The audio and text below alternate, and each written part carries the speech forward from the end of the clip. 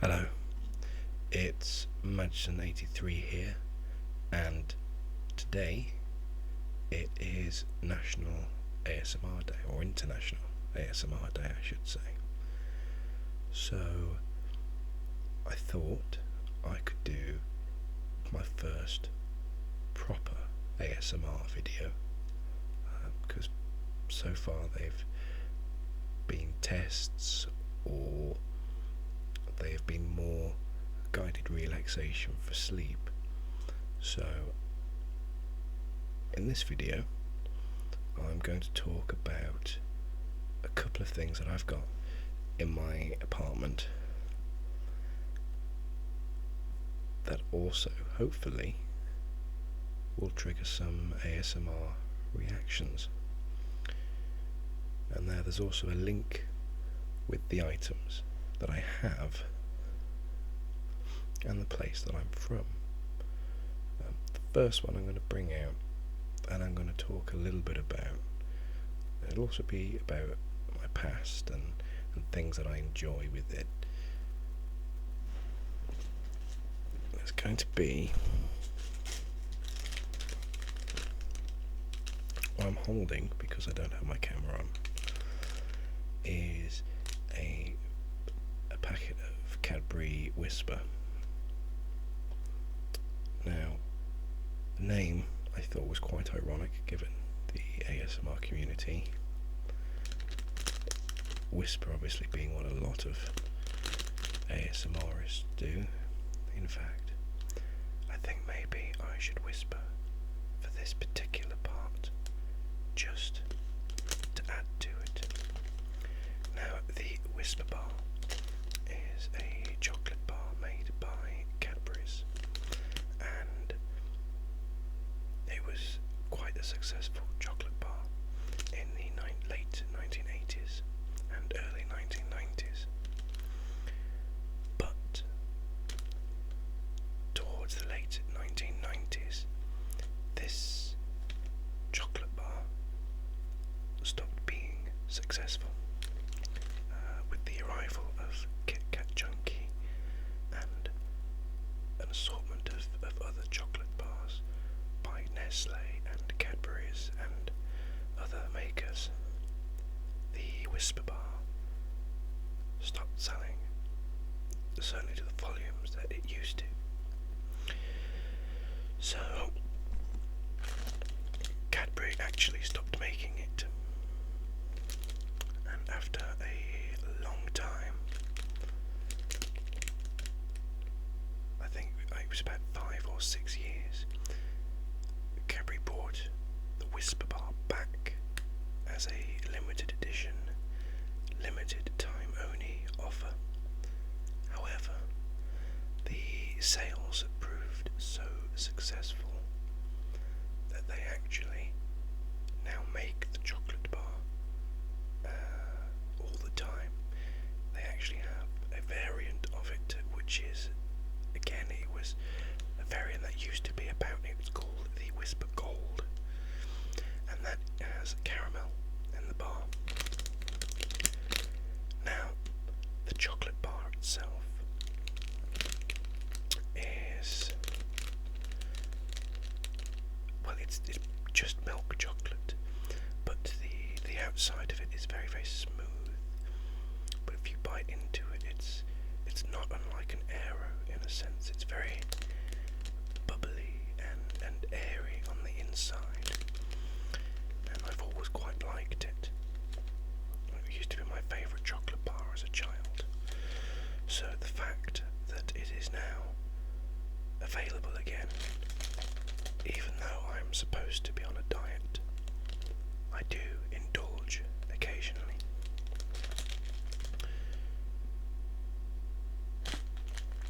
But yes, I have the A Whisper Gold.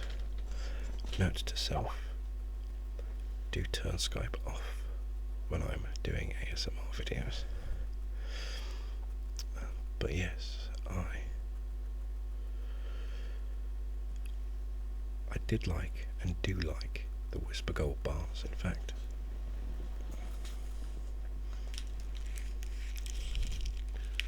This is a wrapper of one at the moment.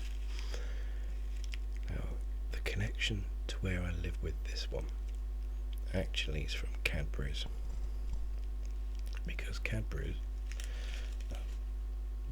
whilst not UK owned anymore, they were set up in 1824, not as a company to begin with, but they were set up by someone called John Cadbury, who sold tea and coffee and drinking chocolate, so hot chocolate or cocoa, which he produced himself, and he sold this in Birmingham, which is where I'm from, in England. It's sort of the middle of England. Now, he actually sold it in a place called Bull Street, which is, it now is changed into Birmingham's big shopping centre called the Bull Ring, and it's based pretty much on American shopping malls in a sense. But John Cadbury's coffee and chocolate and drinking chocolates and tea were quite successful, but it was his drinking chocolates that were his most popular sales, and as he produced them all himself, he then moved on to producing cocoa and other drinking chocolates in a factory, and sold them mostly to the wealthy, because it wasn't a cheap product to make, so it wasn't a cheap product to sell. Over time, he actually partnered up with his brother, Benjamin Cadbury, and they formed the actual company of Cadburys. It was actually called Cadbury's Brothers of Birmingham, and they opened an office down in London, but their main producing factory still stayed in Birmingham. And what it did, they were so successful, not just in the UK, but they were being shipped abroad, and it's quite amazing. But thanks to the Industrial Revolution, they managed to sell their cocoa and chocolates everywhere. So basically, the now worldwide brand of Cadburys originated from the town of which I am from.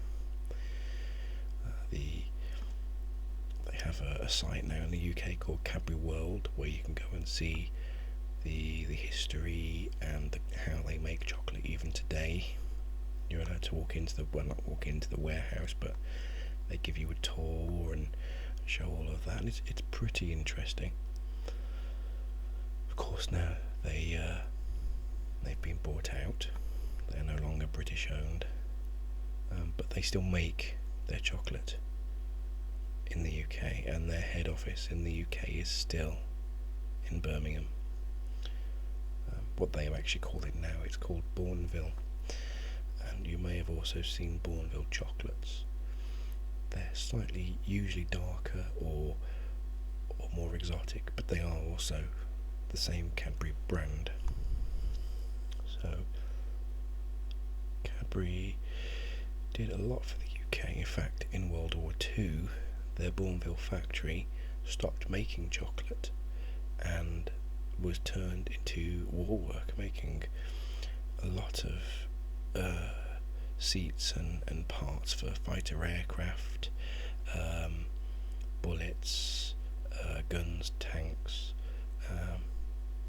It was essentially a mass producing war factory. So, and chocolate didn't actually start up again. I think it was still a couple of years after the Second World War, because it was the entire factory was placed under government supervision for the entire Second World War after it started making World War II military machines. Yes, that's Cadbury chocolate. My second one, there's actually two of these, because I've got a plastic one and a glass one. second one. I'm not sure if you can hear the tapping of that.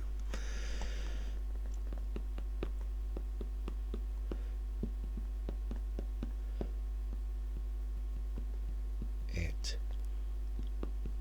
is a bottle of brown sauce. Again, somewhat British in its appeal, and more so, it's a bottle of HP brown sauce. Now, like Cadburys, HP's is now owned by Heinz. Heinz don't own Cadburys, but HP, before they got bought out by Heinz, they were set up in 1895, and they were based in Aston, which again is in Birmingham.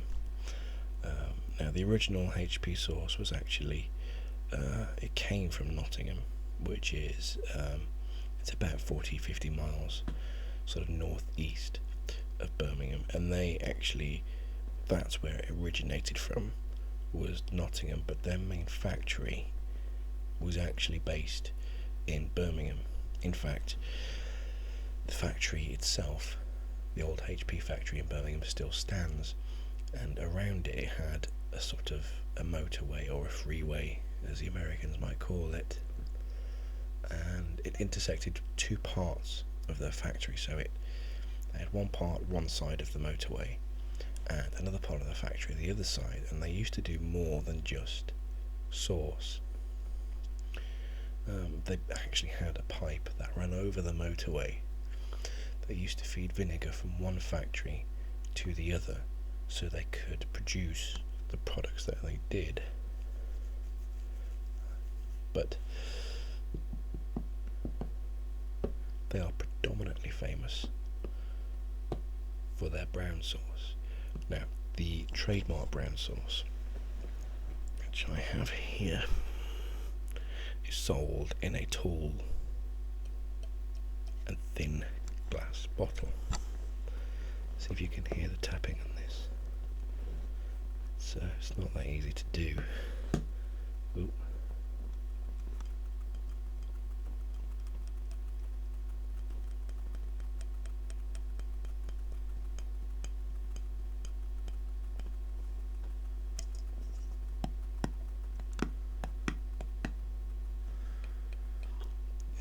That's the half full version of my HP brown sauce. The HP also do red sauce, as I used to call it. That's what's in the plastic bottle, or as ketchup, as it's commonly known. They also used it as ingredients in soups, but predominantly they were known for sauce, in particular the brown sauce, which can be used with hot or cold food. It's very good with chips or with ham, or a lot of people like it on cooked breakfasts. It's surprisingly addictive. I used to quite like it on a cheese sandwich. I would make the sandwich, and then instead of spreading butter on one of the slices of bread, I would instead spread HP brown sauce on the bread. So it became butter one side, cheese in the middle, and then brown sauce and then bread on the other side. And I used to love that. So it was one of my favourite meals to have as for dinner when I was a child. My parents probably thought I was a little bit strange, and I suppose I was, but that's what children do, I suppose. HP themselves, I say they're now owned by Heinz, who do the beans, and that was sold in 2006. And when they bought HP, they made plans to switch the production of the sauce from Aston in Birmingham to to move it to the Netherlands, but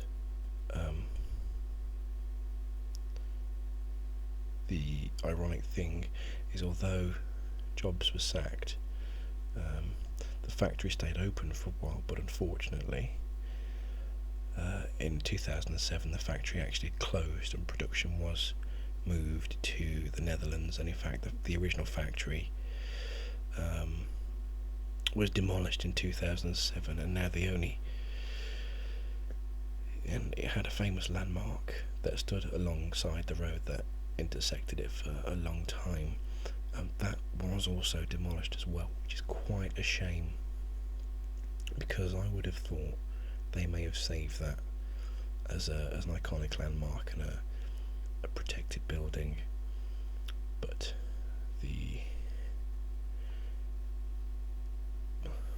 property developers thought otherwise, I suppose, which is a shame. I mean, it was a throwback to the Industrial Revolution and everything that used to happen. The sign itself that used to stand on the tower, that I believe was saved and is in a museum, but it doesn't have the same impact without the actual tower that it was attached to. But there we go. So they're two quintessentially British products.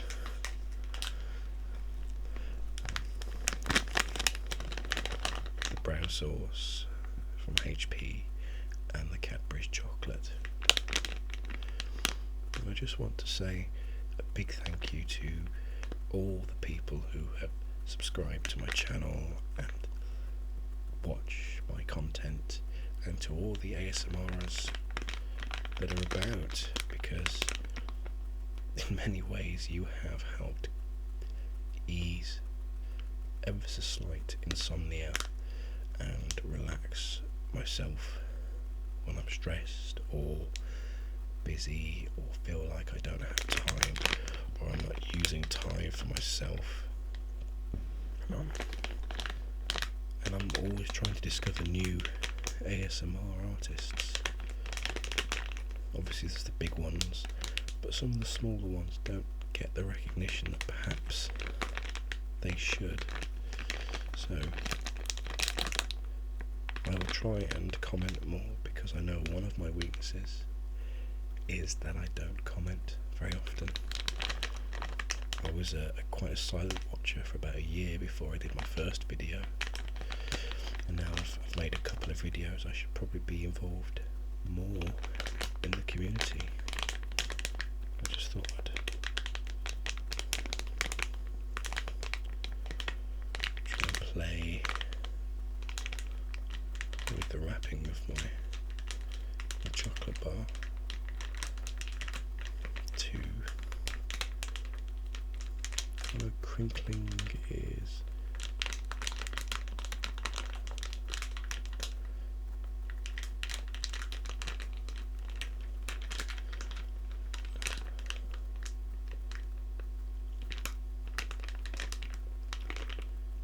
I would eat the chocolate bar, but I did that earlier.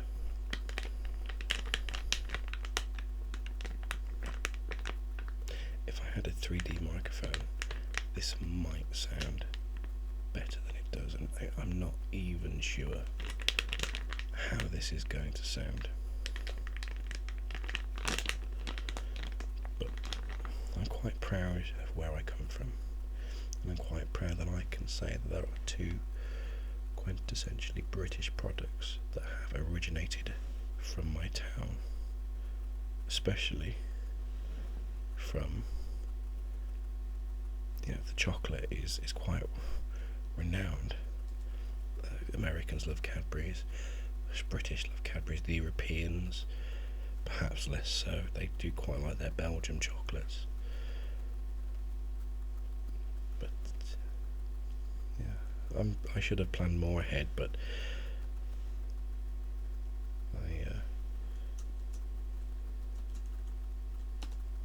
I'm tired. I'm supposed to be asleep as it is, but I couldn't ignore my first ASMR, International ASMR Day. Since I've been making videos, obviously I watched a lot of them last year, and I thought I had to take part this year, so I know it's just a very poorly done video, and I apologise for not giving as much information on Cadburys or HP as perhaps I could have done, but hopefully you have found it relaxing. I will try and do a proper ASMR video. I'm still learning, I'm still trying to figure out what I should and shouldn't be doing, so if anyone has any tips or thoughts or advice, or even hints on microphones and cameras to buy, please do let me know, because any help I could get would be greatly appreciated. I hope you enjoyed listening. Thank you very much.